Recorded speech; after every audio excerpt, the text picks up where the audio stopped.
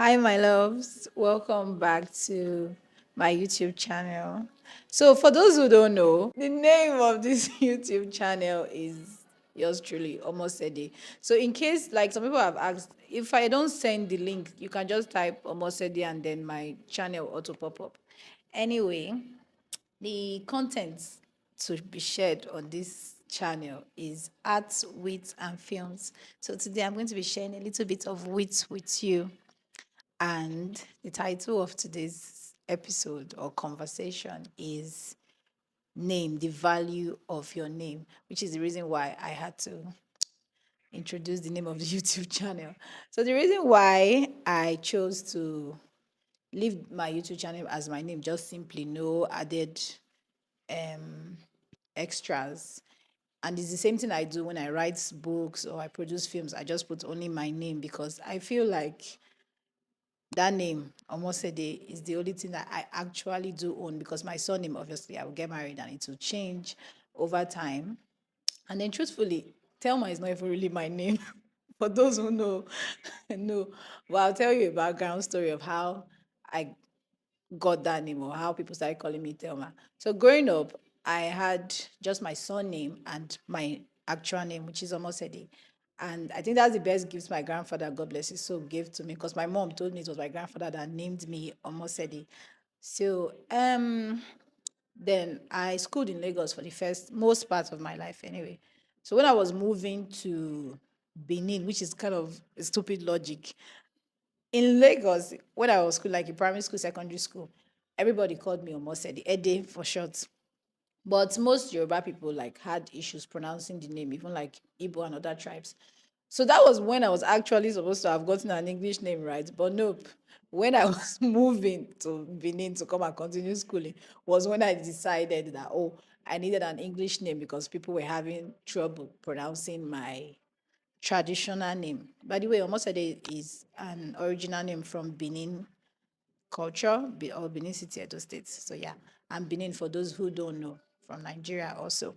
Anyway, so when I was transitioning to schooling in Benin City, which is my hometown, where my name is actually easy for them to pronounce, I decided to swap it for an English name. Now, mind you, I was born with only Omosede and my surname. But prior to that time, one of my aunties had mentioned Thelma at some point. So when I was picking an English name, I just like, okay, fine, add Thelma to it. And then I went and did a whole new birth certificate to attach Thelma to it. And then everybody in school just started calling me Thelma. So basically, that's where that name came about. And I believe a few years later, I now told my dad, oh, I've added this name to my name. And that was when I even went and Googled the meaning of Tema because I literally was just bearing the name. I didn't even know what it meant, but it means good wish for those who don't know. Anyway, so back to the whole purpose of this name. The thing is, now that I've matured, in hindsight, I see like the little naivety and childhood errors that I did because I felt like I needed to have this English name to be like wildly accepted, which now I still love my name. I still love the English name Thelma, but now these days I identify more as who I really am, who I'm supposed to be, which is Omosede, and I just keep it as that for short because that is my whole identity. And I feel like that name is so specific to my personality. Like definitely, there's no doubt about it that God put that name in my grandfather's heart because that is who I'm supposed to be. Now, at this point, I'm going to stop and read the meaning of Omosede to you. You can check it on Google also to verify. So, like I said, my full name is Omosede, but then Ede for short. So, the full meaning of Omosede is child value is greater than crown, which is so accurate because I am the only child my mother has, at least our only biological child. So I ended up being more valuable than crown and jewels and all of that. So naturally born princess. So it goes for that to say a name that denotes you are the foundation of society. Your good sense of structure makes you an excellent organizer, true, and manager of any enterprise. So true because one of my or rather, my full-time job is property management. So obviously, I manage some enterprises. So it's so accurate. And then it goes on to say, you are also stable, true. Disciplined, yes. Practical, true. Reliable, extremely. And I'm not even like saying it because it's me, it's just the truth. Anyway, moving on. Hardworking, extremely true. My entire personality is how hard I work. I don't like it, but it is what it is. And frugal. Well, being impulsive is not your style. True, I always overthink everything. This may be January, and I can be thinking about problems that could occur in December. So I'm very thorough, which is true. Being impulsive is not your style. You think things through carefully before embarking on a course of action. Also very true. Turning ideas to reality is one of your best traits. So true.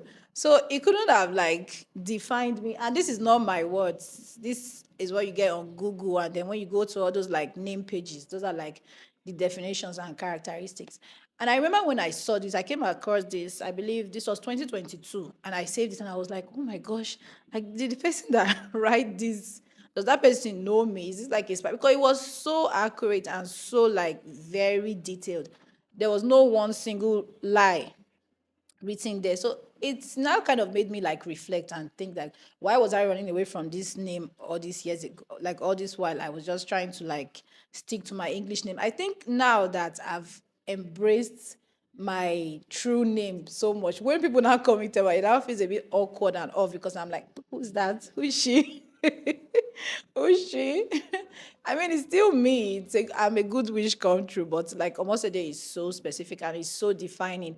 And the reason why I felt the need to discuss this is because I know a lot of people that are kind of embarrassed of their names because now these days you can actually like change your name yourself. But like in those days for we millennials, the name you were given was the name that you like stick with. So I know some people that are called nemesis. You see God's power that is like weak. People like that feel like their names are the opposite of who they are.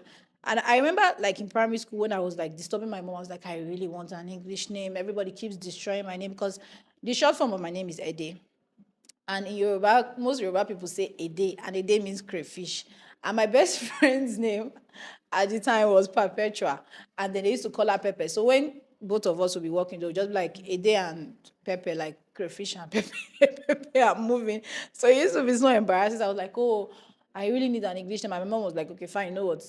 Just go with riches. Still waiting on the riches though, but I think maybe I should have stuck with Danny, but it would have been weird. Like now, I feel Thelma is more of like on the sexy side than Riches. But who knows? The riches will soon come, God willing. Anyway, so the purpose of this is whatever name you have, if you feel like it's a name that you need to change, then you should change it.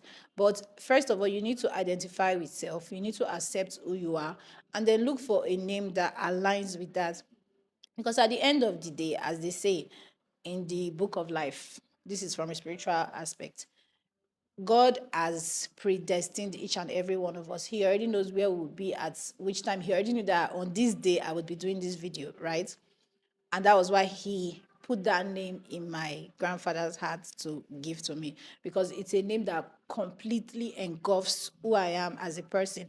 And it's one of like my biggest blessings. It's what I'm really grateful for because I feel like every time that I am going off track or I'm having like some self-doubts, like let's say for instance, I just finished writing like a short film and I get, this isn't so great, imposter syndrome. Most writers have it. So I'm glad that I'm not alone in that.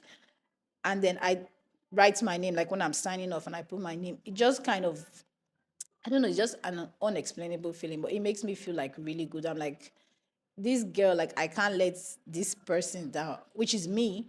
But the name kind of gives me some unusual confidence. It boosts my creative juices.